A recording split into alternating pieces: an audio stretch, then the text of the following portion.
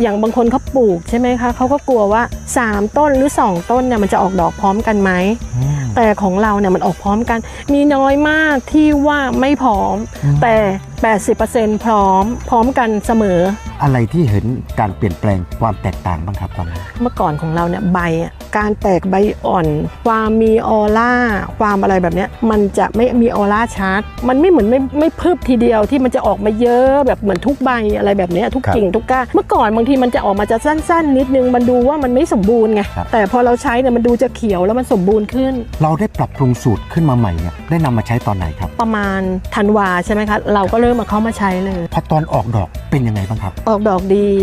ออกเสมอรุ่นเดียวกันหมดเลยถ้าดูจากผลขนาดนี้ 1,000 ต้นเนี่ยออกมาเป็นผลเนี่ยสักกี่ผลต่อต้นครับก็30กว่าเหมือนกันอัดถึง40เลยนะโอ้โหอัดแรงซะด้วยนะครับอัดแรงนี่ไง